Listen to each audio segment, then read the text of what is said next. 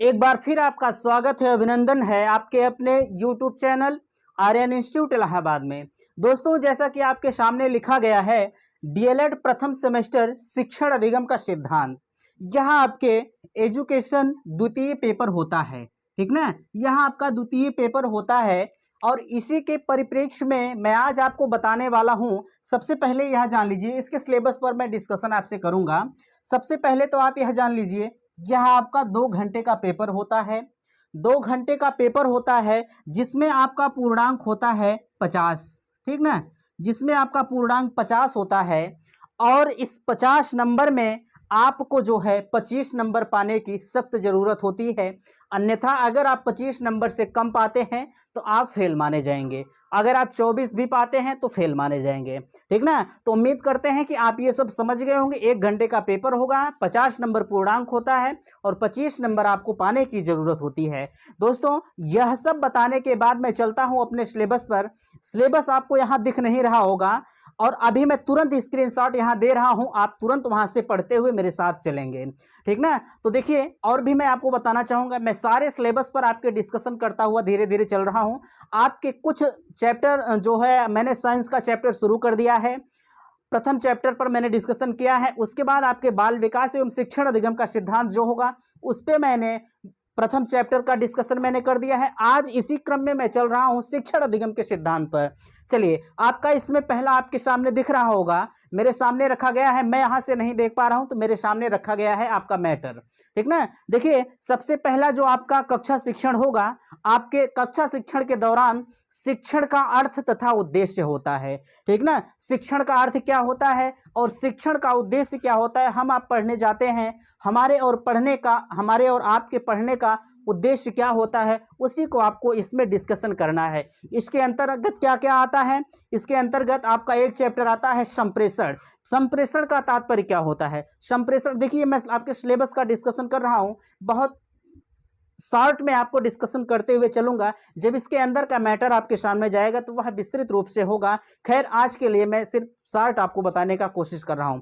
देखिए, इसमें सबसे पहले आपका होता है भैया संप्रेषण। संप्रेषण आपका होता है अपनी बातों को आदान प्रदान करना, वही संप्रेषण कहलाता है। और संप्रेषण के अंतर्गत आपको पढ़ना है संप्रेषण का अर्थ क्या होता है, संप्रेषण के घटक क्या होते हैं, ठीक ना। संप्रेषण का अर्थ क्या होता है, संप्रेषण के घटक क्या होते हैं, प्रभावी संप्रेषण के तरीके क्या होते हैं। जैसे हम आपको पढ़ा रहे हैं, मैं अपनी बात को आपके सामने रख रहा हूं, मैं अपनी बातों को कितने प्रभावी ढंग से आपके सामने रखता हूं, संप्रेषण का अर्थ वही होता है। अरे अभी मैं यहीं से आपको ऊटपटांग पढ़ाना शुरू करूंगा तो क्या मेरे संप्रेषण का कोई अर्थ निकलेगा, संप्रेषण का कोई प्रभाव होगा? बिल्कुल नहीं होगा।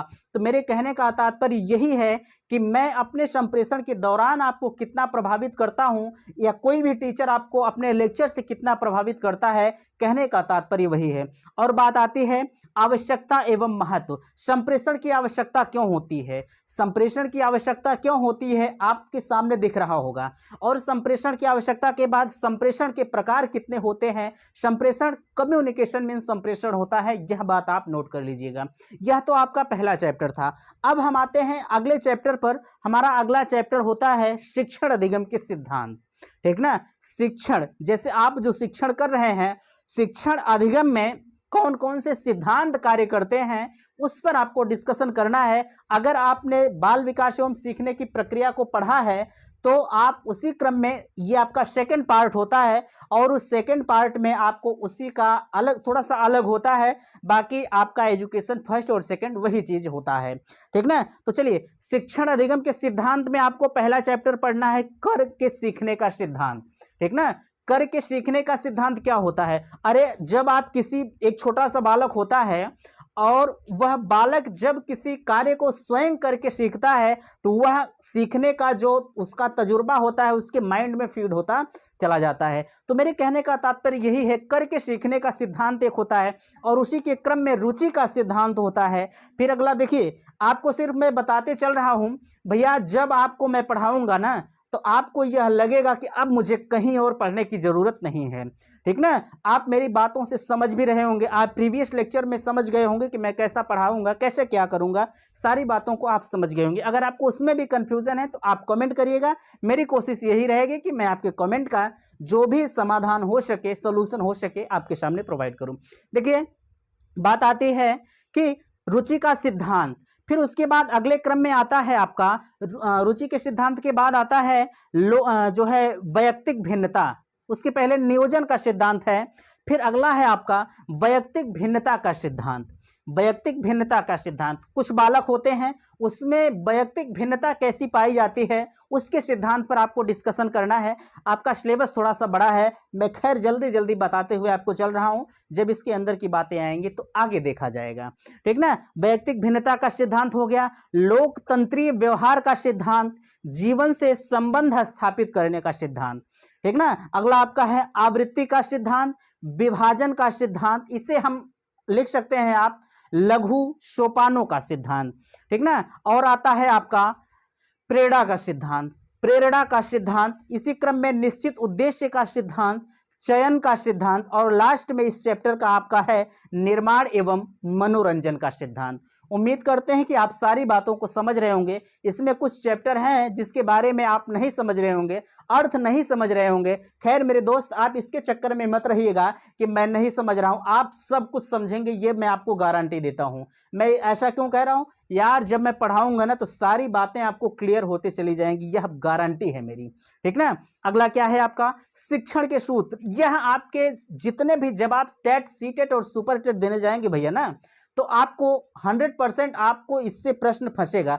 और जब आप शिक्षण करने जाएंगे अपने डीएलएड सेमेस्टर के दौरान, जब प्राइमरी में आपकी टीचिंग लगती है, उस टीचिंग में यह शिक्षण के सूत्र जो होते हैं बड़े कारगर साबित होते हैं। एक छोटा सा बालक होता है, उसको हम पहले क्या करेंगे, बाद में क्या करेंगे, बीच में कैसे एडजस्ट करेंगे, यह सब शिक्षण के सूत्र पर निर्भर करता है। आप जब तक शिक्षण के सूत्र नहीं जानेंगे तब तक प्रभावी संप्रेषण आप नहीं कर सकते हैं। ठीक ना, शिक्षण के सूत्र कई होते हैं, मैं उनमें से आपको बताने का प्रयास करता हूं। खैर आपको स्क्रीनशॉट में दिख भी रहा होगा।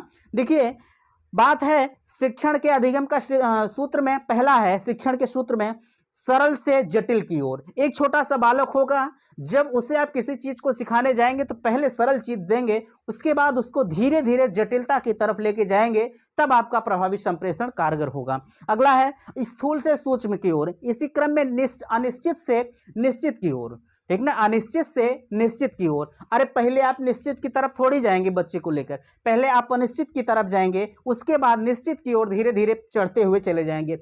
जब आप अपने छत पर जाते हैं तो पहले सीढ़ी पर गए उसके बाद लास्ट में पहुंच जाते हैं, नहीं, आपको सीरियल वाइज जाना होगा। पहले आप पहले सीढ़ी, उसके बाद दूसरी, उसके बाद तीसरी, उसके बाद चौथी सीढ़ी पर अनवरत आप अपने छत पर पहुंच जाते हैं। तो शिक्षण का सूत्र भी यही काम करता है कि आपको एक बच्चे को कैसे एडजस्ट करना है, कैसे पढ़ाना है। शिक्षण के सूत्र में आपको सारी चीजें यही आपके सामने दिख रही होंगी। ठीक ना, फिर अगला आपके सामने दिख रहा है, मुझे नहीं दिख रहा है, मैं यहां से देख के बोल रहा हूं। अगला आपका है कि विशिष्ट से सामान्य की ओर, अनिश्चित से निश्चित की ओर हो गया आपका, विशिष्ट से सामान्य की ओर, मनोवैज्ञानिक से तर्क संगति की ओर, अनुभव से युक्ति, तर्कपूर्ण की ओर, और प्रकृति की अनुसरण की ओर। ठीक ना, और आपको दिख रहा है ज्ञात से अज्ञात की ओर। आप जब अपना लेसन प्लान बनाते हैं, उस लेसन प्लान में आपको क्या करना होता है, प्रस्तुति, उद्देश्य, यही सब आपको लिखना होता है। तो शिक्षण का सूत्र भी उसी पर काम करता है, ज्ञात से अज्ञात की ओर, पूर्ण से अंश की ओर, और प्रत्यक्ष से अप्रत्यक्ष की ओर, और लास्ट में मैं बात करूं आपसे तो विश्लेषण से संश्लेषण की ओर। ठीक ना, उम्मीद करते हैं कि आप सारी बातें समझ रहे होंगे, और अगर नहीं समझ रहे हैं तो आप मेरे साथ बनिए, मैं 100% आपको यह गारंटी देता हूं कि आपको मैं सारी बातें समझाकर दम लूंगा। ठीक ना, अगला क्या है, अब मैं आता हूं आपके पहला चैप्टर, दूसरा, तीसरा, अब मैं आता हूं आपके चौथे चैप्टर पर। ठीक ना, चौथा चैप्टर आपका है शिक्षण प्रविधियां। ठीक ना, शिक्षण प्रविधियां क्या होती हैं। शिक्षण प्रविधियों में देखिए कुछ आपके विधियां बताई जाएंगी। ये विधियां हर मनोवैज्ञानिक की अलग अलग होती हैं, लेकिन मैं आज मनोवैज्ञानिक का डिस्कशन आपसे नहीं करूंगा, सिर्फ मैं शिक्षण प्रविधियों को आपको बताता हुआ लेके चलूंगा। खैर जब उनकी बातें आएंगी तो यहां पर सारी चीजें आपको कंफर्म होती चली जाएंगी। ठीक ना। पहला है इसमें, जैसे अगर हम बात करें आपसे प्रश्नोत्तर विधि, प्रश्नोत्तर विधि में क्या होता है, बच्चों से प्रश्न पूछा जाता है ना, ठीक ना, बच्चों से प्रश्न पूछा जाता है और बच्चा आपका उत्तर देता है, यही प्रश्नोत्तर प्रविधि होती है। वर्णन प्रविधि, फिर अगला है स्पष्टीकरण प्रविधि, निरीक्षण एवं अवलोकन प्रविधि, खेल एवं गतिविधि प्रविधि। ठीक ना। आप जब एक छोटा सा बच्चा होता है, जब उसके साथ आप खेल भावनाओं से जो है धीरे धीरे रूबरू होते हैं, अरे ऐसा ना करें कि आप सीधे उसे पहले लिखाना सिखा दें, भैया चल लिख शिक्षण अधिगम के सिद्धांत, नहीं, पहले आप उससे क ख ग घ सिखाएंगे, छोटा बड़ा सिखाएंगे, सारी चीजों को सिखाते हुए तब आप उसे लेके आएंगे कि भैया अब लिखो तुम कमल। ठीक ना। तो यही सब आपको बताया जाएगा इसमें, और आपको बताया जाएगा जो है अगला क्या है आपका, हो गया कहां गया, खेल एवं गतिविधि प्रविधि, खेल एवं गतिविधि प्रविधि आपका हो गया। फिर अगला आता है आपका प्रयोगात्मक कार्य प्रविधि। ठीक ना। प्रयोगात्मक कार्य प्रविधि, थोड़ा सा मोबाइल में जो है नजर कम आ रहा है, इसलिए हमें झुक कर देखना पड़ रहा है। खैर आपके सामने बड़े अच्छे से दिख रहा होगा, ये मुझे उम्मीद है। ठीक ना, चूंकि स्क्रीनशॉट बड़ा क्लीन आया हुआ है। चलिए अगला आपके सामने है कि कार्यशाला प्रविधि। ठीक ना, कार्यशाला प्रविधि, और बात आती है विवरण क्या है, विवरण प्रविधि, व्याख्यान प्रविधि, कहानी कथन प्रविधि। बच्चों की, आपके घर में छोटा सा बच्चा होगा, वहां आपसे पर डे कहता होगा भैया पापा चाचा जो भी आप लग रहे होंगे कि हमें एक कहानी सुनाइए। बच्चा बार बार आपसे प्रश्न करता होगा, बाबू ये क्या है, चाचा ये क्या है, पापा ये क्या है, जो भी समझ लीजिए, वह बार बार आपसे प्रश्न करता है कि हमको ये वाली कहानी सुनाइए, शेर वाली कहानी सुनाइए, जो है गाय वाली कहानी सुनाइए। बहुत सी कहानियों को आप अपने नए अंदाज में सुनाते होंगे और बच्चे को बड़ा मजा आता है। तो इसमें यह भी पढ़ना है कि कहानी कथन प्रविधि, उदाहरण प्रविधि, समूह चर्चा प्रविधि, वाद विवाद प्रविधि। बच्चा क्लास में आता है तो आप दिन रखते होंगे जब आप भविष्य में टीचर बनेंगे। टीचर बनने के लिए मेरी हार्दिक शुभकामनाएं आपके साथ है कि आप भविष्य में अपने लाइफ को एक टीचर के रूप में देखें। ठीक ना। जब आप जो है टीचर के रूप में जाएंगे तो आप वहां कराएंगे वाद विवाद प्रविधि, बड़ा मजा आता है। एक बच्चा दूसरे विवाद से वाद विवाद जब करता है अपने अंदाज में, तो हमें और आपको सुनकर बड़ा मजा आता है, और बच्चे को तो जाहिर सी बात है मजा आएगी ही। ठीक ना। और क्या है, भ्रमण प्रविधि। बच्चे को जब हम घुमाते टहलाते हैं, या देखते होंगे आप टूर वगैरह जाता होगा, तो कहीं कहीं, हालांकि प्राइमरी में तो नहीं जाता है, तो उसमें भ्रमण प्रविधि मीन्स होता है घूमने टहलने से तात्पर्य होता है। और अब अगला आता है आपका कि भैया 4 नंबर हो गया, अब आपका आता है 5 नंबर। 5 नंबर में लिखा गया है कि शिक्षण की नवीन विधाएं, ब्रैकेट में लिखा गया है, आपके सामने दिख रहा है उपागम। ठीक ना, शिक्षण की नवीन विधाएं, और ब्रैकेट में आपके सामने रखा गया है कि उपागम। मेरे दोस्त एक चीज जानिएगा, हमारी और आपकी आज की शिक्षा जो चल रही है वह बाल केंद्रित शिक्षा चल रही है। ठीक ना। हम आप यहाँ संप्रेषण कर रहे हैं, ठीक ना, अधिगम कर रहे हैं, लेकिन हम आप अगर पढ़ाते हुए चले जाएंगे, अगर बच्चा नहीं सीख पा रहा है तो मेरे पढ़ाने का कोई मतलब भैया नहीं होता है। मान लीजिए मैं आज आपको यहां बता रहा हूं, अगर आप मेरी बातों को अच्छे से नहीं समझ पा रहे हैं तो मेरे पढ़ाने का कोई मतलब नहीं होगा। इसलिए हमारा एनसीएफ जब लागू हुआ 2005 में, तो उसमें बाल केंद्रित शिक्षा रखी गई है। मीन्स अगर हमें बालक जैसा चाहेगा, एक शिक्षक को उसी तरह से पढ़ाना होगा। मेरे कहने का तात्पर्य यही है कि बालक हमारे क्लास का सर्वे सर्वा होता है, मुझे बालक के अकॉर्डिंग पढ़ाना होगा। ऐसा नहीं कि मैं शुरू से फारसी पढ़ाना शुरू कर दूं, बच्चे को कुछ पल्ले ही ना पड़े कि उसके बगल से ऐसे सरकता हुआ निकल जाए कि भैया हमें समझ में नहीं आ रहा है। ठीक ना। तो हमें बाल केंद्रित शिक्षा पढ़नी है। हाँ, जब आपका टेट सीटेट का पेपर होता है ना, जब पेपर आता है इन सब एजुकेशन का, तो उसमें आपको बालक को केंद्र मानकर जो है प्रश्नों के उत्तर देने होते हैं। उम्मीद करते हैं कि आप सारी बातें समझ रहे होंगे। अगर आपने अभी भी बाल केंद्रित नहीं समझा तो मेरे दोस्त आप मेरे साथ बनिए, आप मेरे साथ बनिए। 100% ये गारंटी देता हूं कि सारी बातें अगर स्पष्ट ना करा दिया तो मेरा नाम नहीं। ठीक ना। अगला क्या है, अगला आपका है रुचिपूर्ण आनंददायी शिक्षण। अरे भैया, जब हमारे शिक्षण में कोई रुचि नहीं रहेगी तो क्या आप पढ़ेंगे? कुछ नहीं पढ़ेंगे, मुझे पता है। शिक्षण हमेशा रुचिपूर्ण होना चाहिए। बीच बीच में आपको हंसाने की जरूरत होती है, लेकिन आप मेरे दोस्त इतने मैच्योर हैं कि आपको हंसाने की जरूरत नहीं होती है, ठीक ना। खैर जरूरत तो आपको भी है, मैं समझता हूं, लेकिन मेरे दिमाग में ऐसा कुछ नहीं आता है कि मैं आपको हंसाऊं। मेरे दिमाग में सिर्फ चलता है कि आपको मैं कौन सा मैटर दे दूं कि आपके एग्जाम में रूबरू वही जाके फंस जाए, ठीक ना। खैर जो भी हो, जब आप शिक्षण में जाएंगे तो सारी बातें आप सीख जाएंगे कि एक बच्चे को कैसे हमें मैनेज करना होगा, ठीक ना। अगला क्या है आपका, दक्षता आधारित परीक्षण। और बात आती है क्रिया गतिविधि आधारित शिक्षण, और बात आती है आपसे सहभागी शिक्षण की, ठीक ना। और बात आती है आपसे सहभागी शिक्षण की, और इसमें आता है उपचारात्मक शिक्षण।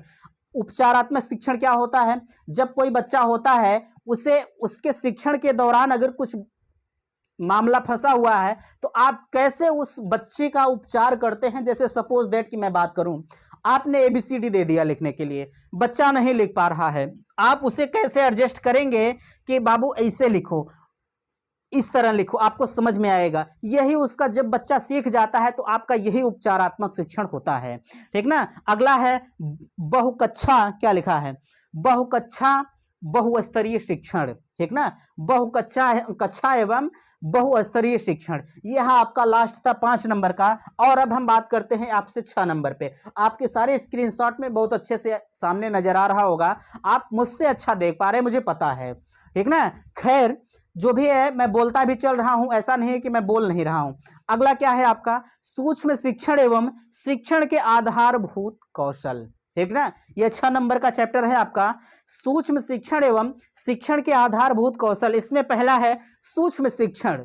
सूक्ष्म शिक्षण का अर्थ आवश्यकता एवं महत्व एवं प्रकार, ठीक ना। जो आपका सूक्ष्म शिक्षण होता है, सूक्ष्म शिक्षण क्या होता है, इसकी आवश्यकता क्या होती है और इसका महत्व क्या होता है, प्रकार क्या होते हैं, मेरे दोस्त मैं सारी बातें आपको बताऊंगा, लेकिन आज नहीं। आज सिर्फ आप अपने सिलेबस को समझिए। जब सिलेबस को समझ जाएंगे कि मुझे इसी के दायरे में रहना है, इसी के दायरे में मुझे पढ़ना है, तो आप बहुत अच्छे से पढ़ेंगे। और नहीं तो अपना सिलेबस वे नहीं जानते, सिलेबस आपका इतना, आप इतना पढ़ देंगे, ठीक ना। तो कोई मतलब नहीं होता। आप अभी सिलेबस पढ़ें, आगे तो अभी बहुत पढ़ना, बहुत कुछ बाकी है। अगला क्या है, शिक्षण कौशल का अर्थ क्या होता है।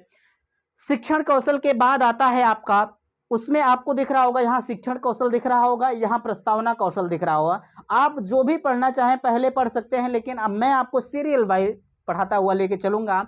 खैर आपके सामने यहाँ दिख रहा होगा, मुझे तो यहाँ सामने नजर आ रहा है, ठीक ना। अगला क्या है आपका, कहाँ गया, हाँ, शिक्षण कौशल का अर्थ उद्देश्य कथन कौशल, व्याख्यान कौशल। मैं यहां से आपको व्याख्यान दे रहा हूं, कौशल में सीखना होता है, मैं यहां से आपको व्याख्यान दे रहा हूं, आप सीख रहे हैं, ठीक ना। अगला स्व उदाहरण स्पष्टीकरण एवं दृष्टांत कौशल, ठीक ना।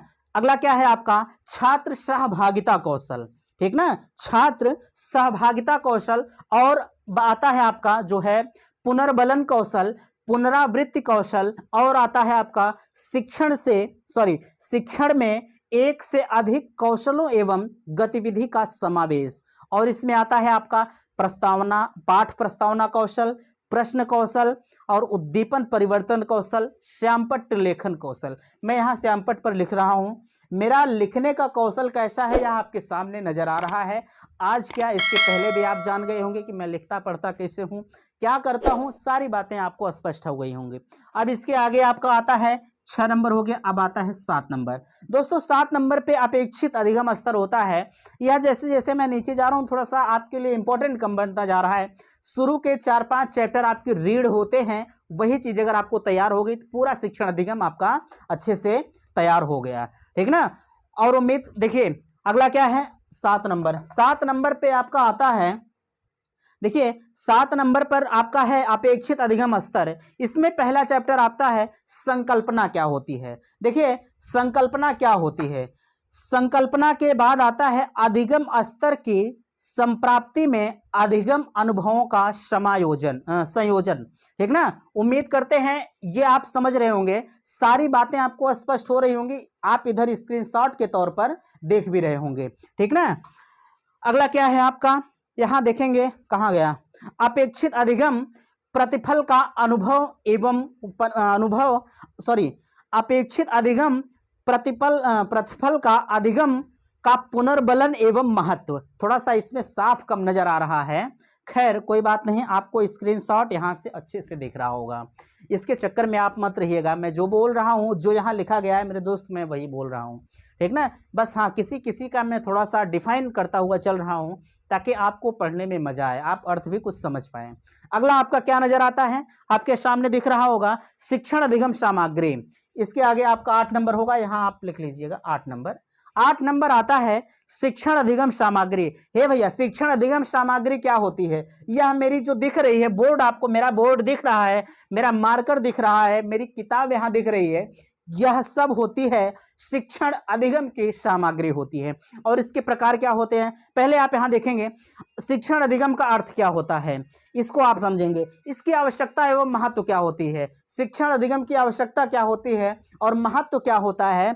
और इसमें बात आती है कि शिक्षण अधिगम सामग्री, शिक्षण अधिगम की सामग्री क्या होती है। शिक्षण अधिगम की सामग्री यह है, जब आप जाएंगे प्राइमरी में टीचिंग करने के लिए तो वहां से आपको एक बोर्ड मिलेगा, आपके शिक्षण संस्थान से हो सकता है दिया जाए, नहीं तो भाई पता नहीं, वैसे देते हैं, मुझे तो मिला था, खैर आपकी बात मैं नहीं जानता कि आपको देंगे कि नहीं देंगे।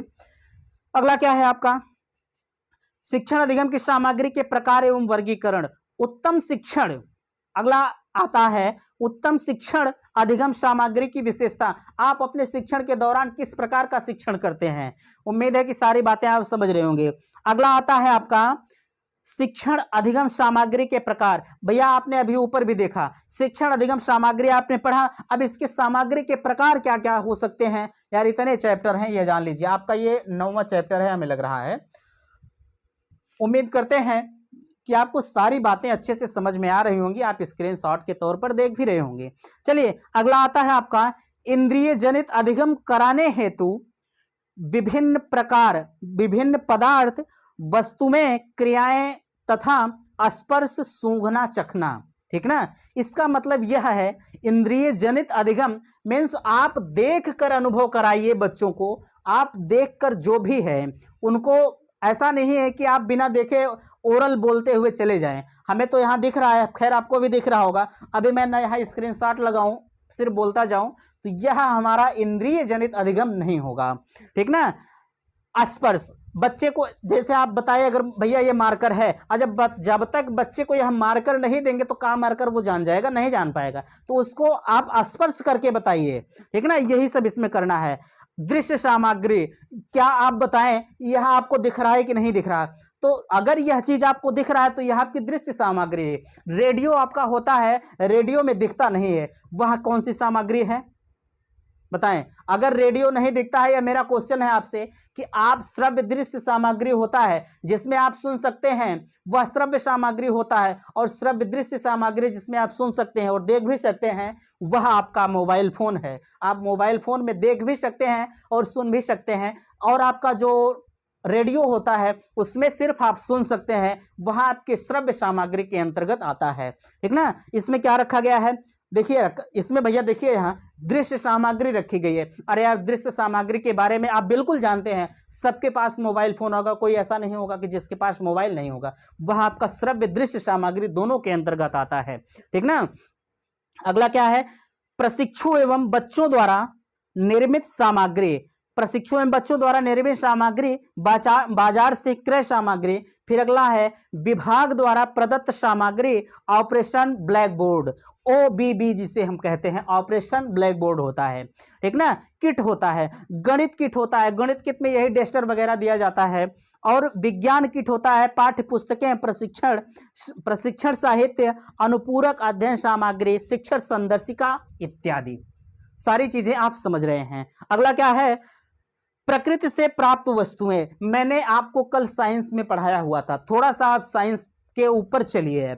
मैंने आपको कल साइंस में पढ़ाया हुआ था कि भैया प्रकृति से प्राप्त वस्तुएं कौन सी होती हैं। यार अब यह तो बताने वाली चीज नहीं है क्योंकि आप उसे पढ़ चुके हैं, खैर थोड़ा सा आप देखेंगे प्रकृति से प्राप्त वस्तुएं क्या होती हैं। अरे जड़ होती है, जड़ होती है, बीज होती है। बीज को जब हम बो देते हैं, आपने गेहूं को बो दिया, जब उसकी जड़ निकल जो है बीज अंकुरित होता है तो उसकी धीरे धीरे जड़ें निकलती हैं। क्या हम आप जड़ को जाते हैं निकाल देते हैं जबरदस्ती? नहीं, वह भी प्रकृति से प्राप्त होती है, ठीक ना। अगला क्या है आपका, कहाँ गया, हाँ, पत्तियां हो गई, टहनियां हो गई, बालू हो गए, कंकड़ हो गए, पत्थर हो गए, बहुत सारी सामग्री है जो आपके प्रकृति के अंतर, प्रकृति से प्राप्त सामग्री के अंतर्गत आती हैं।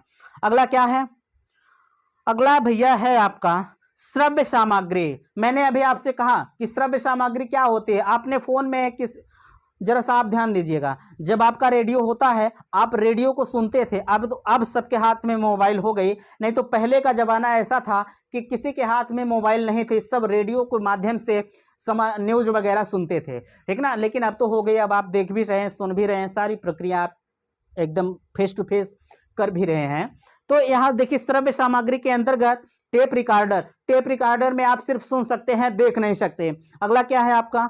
टेप रिकॉर्डर के बाद सीडी हो गई। सीडी भी आप समझ रहे हैं। सीडी के बाद हो गई कैसेट हो गई। कैसेट में आप सिर्फ जो है सुन सकते हैं, कैसेट को आपने लगाया और सुनना शुरू कर दिया, दिन भर कैसेट चलता रहेगा, लेकिन कैसेट नहीं होगा, हम तो आप उब जाएंगे सुनते सुनते। अगला क्या है? कैसेट हो गया, प्लेयर इत्यादि, रेडियो हो गए आपके, बहुत सारी चीजें हैं। मैं कितना यहां से आपको बताऊं, खैर जब पढ़ाऊंगा तो जितना भी हो सकेगा मैं बताऊंगा। अब नीचे लिखा गया है आपके सामने श्रव्य व दृश्य सामग्री दोनों। अब दोनों को एक साथ आपको मिक्सर करना है। दोनों आप समझेंगे, जहां आपका कंप्यूटर, जैसे आपके सामने कंप्यूटर रखा जाए तो क्या कंप्यूटर आपका श्रव्य सामग्री होता है, क्या श्रव्य दृश्य सामग्री होता है, क्या होता है? आप भैया कहेंगे कि कंप्यूटर जो हमारा होता है श्रव्य एवं दृश्य सामग्री दोनों होता है। कंप्यूटर से हम सुन भी सकते हैं और हम देख भी सकते हैं। जैसे मोबाइल फोन आज तो कंप्यूटर को भी फेल कर दिया है। सारी चीजें मोबाइल से हो रही, कुछ ऐसा नहीं है कि जो मोबाइल से आप नहीं कर पा रहे हैं। उम्मीद है कि सारी बातें आप समझ रहे होंगे। और भी इसमें बहुत सारी चीजें आती हैं, अब मैं क्या क्या बताऊं आपको, स्क्रीनशॉट के तौर पर आप यहां देख रहे होंगे। खैर आगे क्या है आपका? चैप्टर आपका चेंज हो रहा है, हमें लगता है कि आपका 11 नंबर चैप्टर होगा, जो भी होगा आप देखेंगे। अगला क्या है आपका? उत्तम शिक्षण अधिगम सामग्री की विशेषता, ठीक ना। उत्तम शिक्षण अधिगम सामग्री की विशेषता, इसमें आपको क्या पढ़ना है? बिना लागत के प्राप्त अल्प लागत, ठीक ना। अरे बिना लागत के और अल्प लागत में, छोटी सी लागत में, ठीक ना। अगला क्या है? बहुउद्देशीय सामग्री तथा एक से अधिक कक्षा में प्रयोग, एक से अधिक विषयों में प्रयोग, एक से अधिक पाठों प्रकरणों का प्रयोग, विषयवार पाठ्य पुस्तक के अनुरूप शैक्षिक उपयोगिता, ठीक ना। ये सारी बातें आप थोड़ा सा, मुझे लगता है कि नहीं समझ रहे होंगे। खैर मैं अभी यहाँ बताऊंगा भी नहीं, क्योंकि वीडियो हमारा थोड़ा सा बड़ा हो रहा है और मैं यह नहीं चाहता हूं कि बड़ा हो। आज तो यार सिर्फ सिलेबस डिस्कशन है, अभी आगे तो सारे चैप्टर बाकी हैं, ठीक ना। उसके आगे क्या है? बच्चों की रुचि आयु मानसिक स्तर के अनुरूप है भैया। छोटा सा बच्चा होता है, उसकी आप रुचि कैसे देंगे? आप इतना ब्रॉड उसे पढ़ने के लिए दे देंगे तो क्या वह रुचि लेगा? अरे पहले उसे आप A for apple, B for ball सिखाएंगे, तब तो उसकी रुचि जागृत होगी पढ़ने के लिए। तो उसके मानसिक स्तर को देखते हुए हम आप अधिगम उसके साथ करेंगे, ठीक ना। ये नहीं कि अभी लड़का 1 में पढ़ रहा है, हम दे देंगे इंटर की सामग्री, भैया तुम हार्ट का चित्र बनाओ, तुम बनाओ फेफड़े का चित्र बनाओ, इसी तरह से किडनी वगैरह बनाओ। अरे यार वो कुछ नहीं कर पाएगा, सारी चीजें उसके कंफ्यूजन में हो जाएंगी और सारा चीजें उसे बर्बाद कर देंगी। अगला क्या है आपका? अगला है कहाँ गया? हाँ, कक्षा व्यवस्था के अनुरूप सामग्री का आकार प्रकार, कक्षा व्यवस्था के अनुरूप सामग्री का आकार प्रकार। और लास्ट में आता है कि शिक्षण में आसानी से प्रयोग करने योग्य, ठीक ना। शिक्षण में आसानी से प्रयोग करने योग्य, ये सारी चीजें मैं आपको डिस्कशन करूंगा। और लास्ट चैप्टर आपका आता है शिक्षण अधिगम सामग्री के निर्माण, प्रयोग तथा रख रखाव में सावधानियां। जैसे शिक्षण अधिगम की सामग्री का आपके सामने दे दिया गया, उसका आप प्रयोग कैसे करेंगे? ये आपकी सामग्री है, इसका आप रख रखाव कैसे करेंगे? अरे हम हरदम 24 घंटे जेबों में रख के थोड़ी ना घूमेंगे, अरे कहीं रखेंगे, संस्थान में रखेंगे या कहीं रखेंगे, तो इसका हमें सावधानी बरतनी होगी कि कहीं यह मेरा टूट ना जाए, खराब ना हो जाए, ठीक ना। तो यही सारी चीजें रही। उम्मीद करते हैं कि वीडियो आपको पसंद आया होगा और स्क्रीनशॉट भी आपके सामने अच्छे से दिख रहा है और सारी बातें मेरी समझ में आई होंगी। खैर अगर कुछ नहीं समझ में आई यार तो क्या दिक्कत है, अभी तो यह आपका सिलेबस डिस्कशन है, अभी तो पूरा पहाड़ बाकी है मेरे दोस्त। लेकिन आप पहाड़ को पहाड़ मत समझिएगा, पहाड़ को पहाड़ मैं नहीं समझने दूंगा, आपको हलवा बना दूंगा एकदम कि ऐसा कि दोबारा कभी शिक्षण अधिगम के सिद्धांत पढ़ने की जरूरत नहीं पड़ेगी। ठीक ना। तो आप अपनी प्रतिपुष्टि अवश्य दीजिएगा। चाहे वीडियो पसंद आया हो तो आप लाइक जरूर कीजिएगा और चैनल को सब्सक्राइब जरूर कीजिएगा। आगे मैं सारी आने वाली वीडियो आपको आपके सामने देता रहूंगा। ठीक ना। तो थैंक्स, धन्यवाद।